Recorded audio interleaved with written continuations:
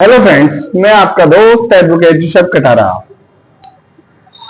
आपको सबसे पहले अष्टमी की बहुत बहुत शुभकामनाएं। नवरात्रा की आज अष्टमी है, तो सबको, सभी लोगों को, सभी व्यूअर्स को मेरे को बहुत बहुत शुभकामनाएं।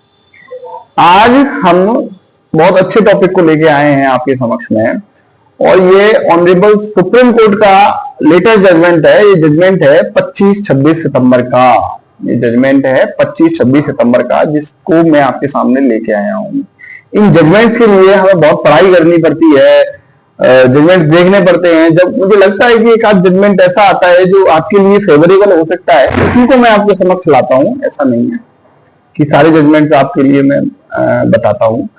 जो इंपॉर्टेंट आपके लिए दिखता है वो मैं आपके लिए ले आता हूँ। तो एक जजमेंट के बारे में हम चर्चा करते हैं। इसके लिए justice, honourable justice Gavai, supreme court के जस्टिस के, और honourable justice N V. Anjaria, supreme court bench है, और केस टाइटल है कावेरी प्लास्टिक वर्सेस महदूम बाबा बैरुद्दीन। 26 सितंबर का मुकदमा है।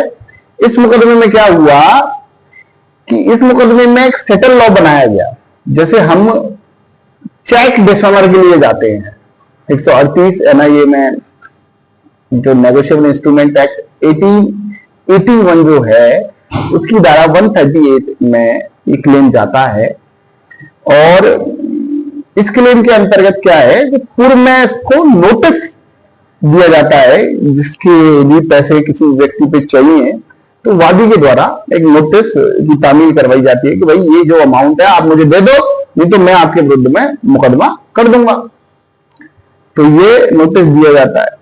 अब इस केस में, जिसके बारे में हमने चर्चा करी, इस केस में क्या एक सेटल लॉ बनाया गया कि जो नोटिस की राशि है, जो नोटिस जैसे आपने भिजवा दिया कि भाई 5 लाख रुपए तुम मुझे दे दो, तुमने मेरे से 5 लाख रुपए ले रखे हैं और जिसके लिए आपने मुझे ये चेक दिया वो मुझे दे दो, और आपने क्लेम कर दिया।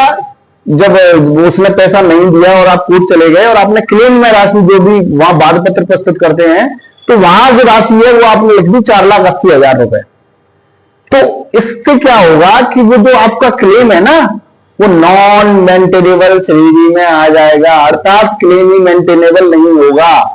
तो नोटिस की राशि और क्लेम की राशि जो आप वहां वाद पत्र प्रस्तुत कर रहे हैं वो सेम होनी चाहिए। इस केस के अंतर्गत बताया गया है साफ साफ, इस केस में साफ साफ बताया गया है, notice must match cheque amount exactly. Notice must match cheque amount exactly, अर्थात नोटिस और वाद पत्र दोनों के अमाउंट आपस में मैच करने चाहिए, जब भी आपका केस मेंटेनेबल होगा। नहीं तो आपको अपने बहुत सारे पैसे से हाथ धोना पड़ेगा।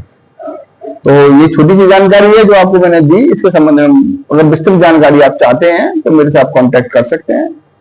बहुत बहुत धन्यवाद। नमस्कार।